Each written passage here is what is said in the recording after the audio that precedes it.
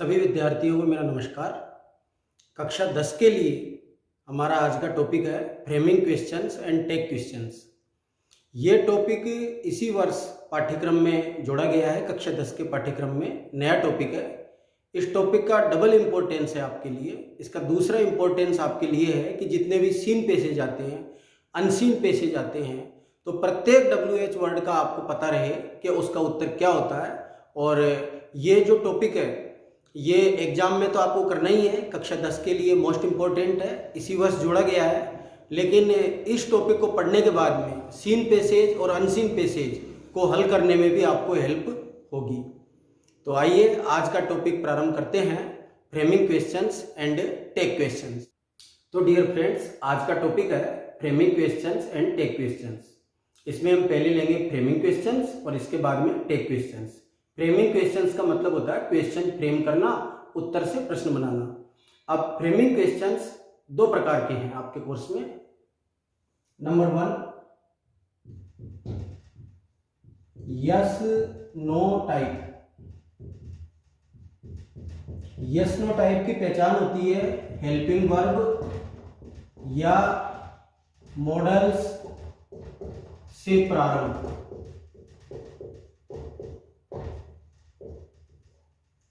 और दूसरा है WH वर्ड टाइप।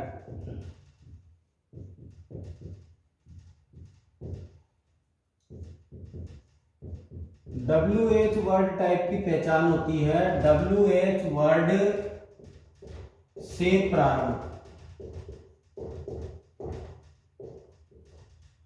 तो हम आज डिस्कस करने जा रहे हैं यस नो टाइप।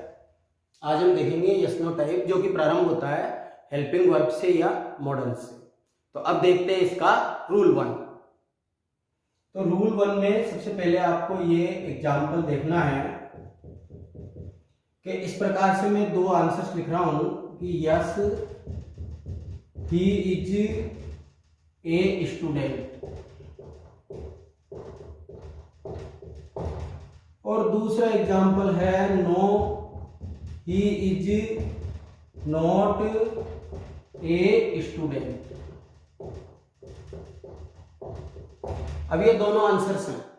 यस एक बार आता है, नो दो बार आता है। नो दो बार इसलिए आता है कि अगर इधर नोट नहीं लगाएंगे तो इधर का जो अर्थ है वो पॉजिटिव रहेगा। तो नो दो बार आता है, यस एक बार आता है। अब अगर इस वाक्य का स्ट्रक्चर देखें, इस सेंटेंस का स्ट्रक्चर, तो ही तो इसमें सब्जेक्ट है, ए स्टूडेंट इसमें ऑब्जेक्ट है, और जो इज है वो वैसे तो हेल्पिंग वर्ब है, is are am was were has had do does did shall will. लेकिन अगर इनके बाद में मेन वर्ब नहीं दी गई होती है तो ये जो हेल्पिंग वर्ब से यही मेन वर्ब का काम करती हैं, तो यहाँ पर हम इसको वर्ब कह सकते हैं। तो अब इससे प्रश्न कैसे बनेगा, यहाँ पर ये भी आंसर है और ये भी आंसर है, तो इससे प्रश्न बनाना बिल्कुल आसान है। सबसे पहले वर्ब सेट करनी है इज, इसके बाद में सब्जेक्ट उतार दिया ही, और इसके बाद में शेष वाक्यांश जिसमें ऑब्जेक्ट है is he a student. Is he a student, क्या वह एक विद्यार्थी है। अब इसके दो आंसर हो सकते हैं, yes he is a student और no he is not a student. या तो इसका आंसर सकारात्मक होगा या इसका आंसर होगा नकारात्मक। तो रूल 1 हमको क्या बताता है, फ्रेमिंग क्वेश्चंस में यस नो टाइप में जो रूल 1 है वो हमें क्या बताता है। तो रूल 1 हमको ये बताता है कि उत्तर से प्रश्न बनाने के लिए, उत्तर से प्रश्न बनाने के लिए दिए गए यस नो व नोट को हटा दो। अगर यस है तो यस को हटा दो, और अगर नो से प्रारंभ है तो नो व नोट को हटा दो। तो ये हमको रूल 1 बताता है। तो ये तो हुआ इसका रूल 1। अब हम देखते हैं इसके बाद नेक्स्ट रूल 2। हम देखते हैं इसका रूल 2। अब इसकी जो सिंटेक्स होती है यस नो टाइप की, तो यस नो टाइप की पहचान है हेल्पिंग वर्ब या मॉडल से प्रारंभ। मॉडल्स भी आप जानते हैं, can, could, shall, should, will, would, may, might, must, used to, ought to, need not, dare not, ये सब मॉडल्स हैं। और is are am was were has had do does did shall will, ये सारे शब्द हेल्पिंग वर्ब्स होते हैं English में। तो ये यस नो टाइप की सिंटेक्स है, फॉर्मूला है, पैटर्न है कि यस नो टाइप से जो क्वेश्चन फ्रेम करेंगे तो उसका रचना सूत्र क्या रहेगा। तो उसका रचना सूत्र रहेगा प्रारंभ में या तो मॉडल्स या helping verb, plus subject plus main verb plus object. अब मैं इसको आपको एक एग्जांपल से इजीली समझा रहा हूं। अब मैं एग्जांपल लिखता हूं, yes he has gone to Kota, और no he has not gone to Kota. ये दोनों आंसर्स हैं, एक यस से प्रारंभ है, एक नो से प्रारंभ है। जो नो से प्रारंभ है उसमें नोट भी आता है, मतलब नो 2 बार आता है। तो इसका पहले स्ट्रक्चर देखते हैं। ही सब्जेक्ट है, हेज इसमें हेल्पिंग वर्ब है, गोन इसमें मेन वर्ब है, गो यानी जाना, मेन वर्ब की थर्ड फॉर्म है V3, और जो टू कोटा है वो इसमें ऑब्जेक्ट है। अब इसका क्वेश्चन फ्रेम करना है, क्वेश्चन इसका बनाना है। तो यस से दिया जाएगा तो इस तरीके से दिया जाएगा, नो से दिया जाएगा तो इस तरीके से दिया जाएगा। जब सकारात्मक से नकारात्मक वाक्य बनाते हैं तो तीसरे स्थान पर आता है नोट। ये एक जनरल रूल है। अब इससे प्रश्न बनाते हैं। तो इसका रूल ये है, रूल 2 में, रूल 2 हमको ये बताता है फ्रेमिंग क्वेश्चन में, यस नो टाइप में, कि जो भी हेल्पिंग वर्ब दी गई है या जो भी मॉडल दी गई है तो प्रश्न बनाने के लिए उसी हेल्पिंग वर्ब या उसी मॉडल का यूज करना है। तो इसमें कौन सी हेल्पिंग वर्ब दी गई है? हेज। तो आप प्रश्न बनाने के लिए हेज का ही प्रयोग करेंगे और इस सिंटेक्स में इसको सेट करेंगे। तो सबसे पहले मॉडल्स या हेल्पिंग वर्ब, तो इसमें तो हेल्पिंग वर्ब आई है has, helping verb plus subject he, plus main verb gone, plus object to Kota. तो ये इजीली बन गया इसका क्वेश्चन कि has he gone to Kota. क्या हुआ है? कोटा जा चुका है। अब इसके 2 आंसर्स हैं कि yes he has gone to Kota या no he has not gone to Kota. अब इसी को मैं आपको मॉडल से भी समझा। नेक्स्ट एग्जांपल प्रारंभ करते हैं जो कि है मॉडल का। Yes he must do this work,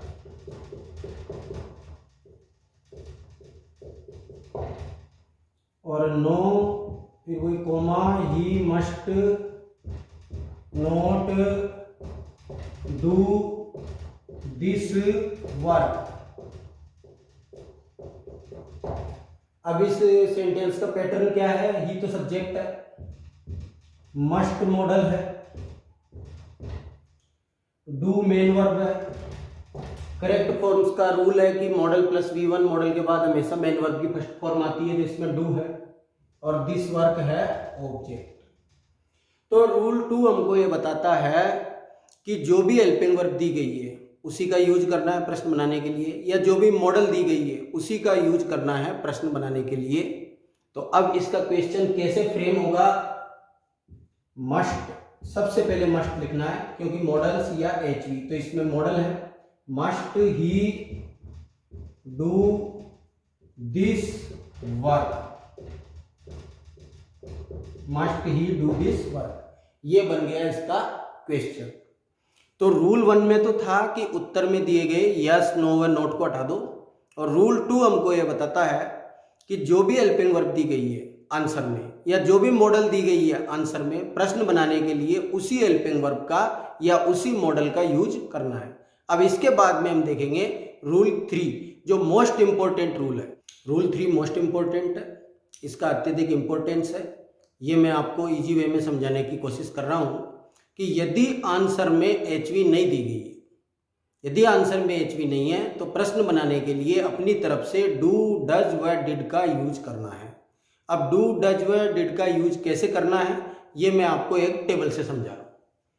तो अब मैं ये टेबल बनाता हूं कि अगर आंसर में, इधर मैं लिख रहा हूं HV प्लस MV, अगर आंसर में है V1 फर्स्ट फॉर्म तो अपनी तरफ से हेल्पिंग वर्ब सेट करनी है डू, प्लस मेन वर्ब में V1 का V1 रहेगा। और अगर आंसर में है V1 में S या ES तो अपनी तरफ से हेल्पिंग वर्ब सेट करनी है डज, और इधर कर देना है V1, मतलब ये S या ES हटा देना है। और अगर आंसर में है V2 तो अपनी तरफ से हेल्पिंग वर्ब सेट करनी है डिड, और V2 को भी वापस किस में कन्वर्ट कर देना है, V1 में। तो अब इस टेबल को दोबारा समझेंगे बहुत इजी वे में कि हेल्पिंग वर्ब कैसे सेट हो रही है, मेन वर्ब कैसे सेट हो रही है। देखिए मेन वर्ब तो कॉमन है, तीनों में कॉमन है, मेन वर्ब V1, और जो हेल्पिंग वर्ब है अगर आंसर में मेन वर्ब की फर्स्ट फॉर्म मिलती है जिसका दूसरा नाम है V1, अगर V1 है तो अपनी तरफ से हेल्पिंग वर्ब सेट करनी है डू, और V1 का V1 रहेगा। और अगर आंसर में V1 में एस या ईएस है तो अपनी तरफ से हेल्पिंग वर्ब सेट करनी है डज, और एस या ईएस हटा देना है प्रश्न बनाते समय, मतलब वापस उसको V1 में कन्वर्ट कर देना है। और अगर आंसर में है V2 तो अपनी तरफ से हेल्पिंग वर्ब सेट करनी है डिड, और V2 को वापस V1 में कन्वर्ट कर देना है।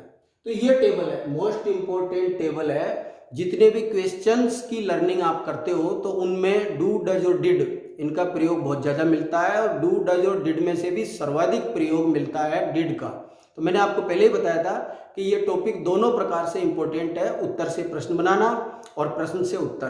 क्वेश्चंस एंड आंसर्स की जो लर्निंग है या सीन और जो अनसीन पैसेज है उनमें जो आंसर्स देते हो सब में ये टॉपिक मोस्ट इंपॉर्टेंट है। अब डू, डज और डिड इन तीनों को एक एक एग्जाम्पल से इजी वे में समझने की कोशिश करेंगे।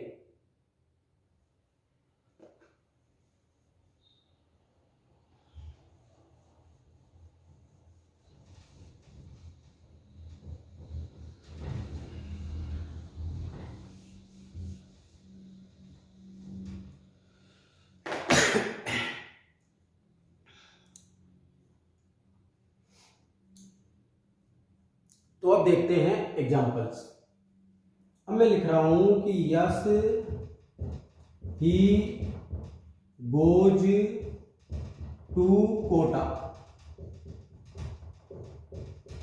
ये एक आंसर है, इसका क्वेश्चन फ्रेम करना है, इसका प्रश्न बनाना है। अब इसमें ही तो सब्जेक्ट है, टू कोटा है इसमें ऑब्जेक्ट, इसके अंदर हेल्पिंग वर्ब नहीं आई है, मेन वर्ब है गो, और मेन वर्ब का कौन सा फॉर्मेट है, गोज, मतलब V1 में एस या ईएस, ये स्ट्रक्चर इसमें चल रहा है। अब सिंटेक्स हमारे पास ये है, helping verb plus subject plus main verb plus object, तो मतलब स्टार्टिंग ही किससे होगा, हेल्पिंग वर्ब से, तो इसमें गोज आया, तो V1 में एस या ईएस, ये वाला स्ट्रक्चर है। V1 में एस या ईएस, तो सबसे पहले हेल्पिंग वर्ब सेट करनी है डज, तो स्टार्टिंग में लिख लिया does helping verb plus subject he plus main verb, तो मेन वर्ब में V1, तो does he go to Kota, ये इसका क्वेश्चन बन गया। ये हमने एक डज का एग्जांपल देख लिया है। अब इसके बाद में next example, yes he went to Kota, yes he went to Kota. अब इसमें भी ही क्या है, सब्जेक्ट, टू कोटा क्या है, ऑब्जेक्ट, इसमें भी हेल्पिंग वर्ब नहीं दे रखी है, गो की सेकंड फॉर्म आई है वेंट, तो मतलब V2, तो ये कौन सा स्ट्रक्चर है, ये वाला V2। अब V2 के सामने क्या लिखा हुआ है, हेल्पिंग वर्ब की लिस्ट में डिड, तो सबसे पहले डिड से प्रारंभ करना है, ये सिंटेक्स है डिड, तो डिड ही, और देखिए V2 को वापस इधर किस में कन्वर्ट करना है, V1 में, तो did he go to Kota, ये इसका क्वेश्चन बना, did he go to Kota. अब इसके बाद में नेक्स्ट एग्जांपल देखते हैं डू का, तो yes they go to Kota, इसमें दे सब्जेक्ट है, टू कोटा ऑब्जेक्ट है, और गो है इसमें मेन वर्ब की V1, इसमें भी हेल्पिंग वर्ब नहीं आई है, तो कौन सा स्ट्रक्चर इसमें यूज होगा, ये V1, तो अब हेल्पिंग वर्ब प्रारंभ किससे करेंगे, डू से, और ये सिंटेक्स है, तो सबसे पहले do helping verb plus subject they plus main verb plus object, तो ये तीनों उदाहरण आपको इजी वे में समझ में आ गए होंगे। और डू डज डिड का नियम तो स्टूडेंट्स को जानना नेसेसरी है, कंपलसरी है, आना ही चाहिए।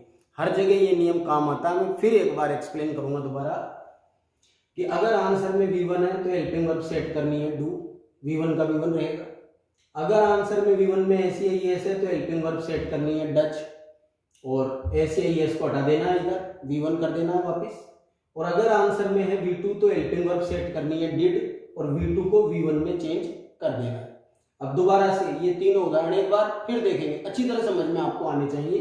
कि yes he goes to Kota, ये जो तीनों एग्जाम्पल्स हैं, तीनों में एक बात कॉमन है कि इन तीनों में हेल्पिंग वर्ब नहीं दी गई है। रूल 3 हमको बताता ही है, रूल 3 ये बताता है कि यदि आंसर में हेल्पिंग वर्ब नहीं दी गई हो तो प्रश्न बनाने के लिए अपनी तरफ से डू डज व डिड का प्रयोग करेंगे। अब डू डज डिड क्या है? Helping verbs. और जो सिंटेक्स है प्रश्न बनाने की यस नो टाइप में, वो प्रारंभिक किससे होती है? हेल्पिंग वर्ब से। ये आपके सामने सिंटेक्स है, helping verb plus subject plus main verb plus object. तो ही गोज टू कोटा, अब इसमें गोज V1 में SEIS, तो हेल्पिंग वर्ब कौन सी ली? Does.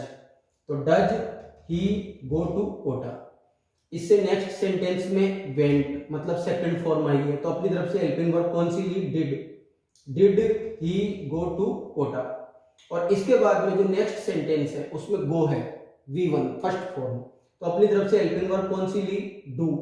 Do they go to Kota. तो डियर फ्रेंड्स, आज मैंने आपको फ्रेमिंग क्वेश्चंस के 3 रूल्स बताए हैं, और मैं दोबारा से आपको बताना चाहूँगा कि ये टॉपिक मोस्ट इम्पोर्टेंट है। इसी वर्ष कक्षा 10 के पाठ्यक्रम में जोड़ा गया है। पाठ्यक्रम में जो ये जोड़ा गया है और इसकी जो मार्किंग है 2 अंक की, वो 2 अंक तो आप प्राप्त कर लेंगे इजी वे में, लेकिन उसके अलावा इसका इम्पोर्टेंस क्या है कि जितने भी सीन पैसेज हैं, अनसीन पैसेज हैं, प्रश्न से उत्तर, जितने भी पाठ्य पुस्तक के प्रश्न हैं, टेक्स्ट बुक के क्वेश्चंस हैं, उनकी जो लर्निंग है, उनके लिए ये टॉपिक अत्यंत उपयोगी है। जब ये टॉपिक कंप्लीट होगा तो किसी भी प्रकार की ग्रामेटिकल मिस्टेक जो आपसे अब तक होती आई है वो पूर्णतया दूर हो जाएगी। और विद्यार्थियों की डिमांड पर ही मैंने दोबारा से जो भी टॉपिक्स कक्षा 10 में और कक्षा 12 में इस वर्ष नए जुड़े हैं उनके वीडियोज प्रोवाइड करना प्रारंभ किया है। मेरे जो पिछले वीडियोज हैं, जितने भी मेरे वीडियोज यूट्यूब पर हैं, उनको आप देख सकते हैं। ज़्यादातर जो टॉपिक्स हैं उनके वीडियोज मैंने पूर्व में भी डाले हुए हैं, तो उनको आप देख सकते हैं, आपकी लर्निंग कर सकते हैं अच्छी तरीके से, उनके माध्यम से आप सीख सकते हैं। और जो भी टॉपिक्स कक्षा 10 में और कक्षा 12 में इस वर्ष नए जुड़े हैं उनके मैं अब वीडियोज आपको प्रोवाइड करवाऊँगा। तो इसी क्रम में आज सबसे पहले प्रारंभ किया है कक्षा 10 के लिए framing questions and tag questions, जिसमें फ्रेमिंग क्वेश्चंस में 2 प्रकार के हैं, यस नो टाइप और WH वर्ड टाइप। तो आज हमने प्रारंभ किया है यस नो टाइप। अब यस नो टाइप की पहचान है HVM मॉडल से प्रारंभ। इसमें आज हमने केवल 3 रूल्स देखे हैं। रूल 1, उत्तर से प्रश्न बनाते समय यस नो व नोट को हटा दो। रूल 2, यदि आंसर में हेल्पिंग वर्ब या मॉडल दी गई है तो प्रश्न बनाने के लिए उसी हेल्पिंग वर्ब या उसी मॉडल का यूज करेंगे। और रूल 3, यदि आंसर में HV नहीं दी गई है तो प्रश्न बनाने के लिए अपनी तरफ से डू डज व डिड का प्रयोग करेंगे। तो मुझे आशा है डियर स्टूडेंट्स कि ये टॉपिक के जो 3 रूल्स हैं ये आपको आज जो मैंने समझाए हैं ये बहुत अच्छी तरह आपको समझ में आ गए होंगे। इसके बाद इसका नेक्स्ट वीडियो मैं आपको प्रोवाइड करवाऊंगा। आज के लिए इतना ही। मेरे इस चैनल को सब्सक्राइब करें और इस वीडियो को लाइक करें और ज़्यादा से ज़्यादा शेयर करें। थैंक्स।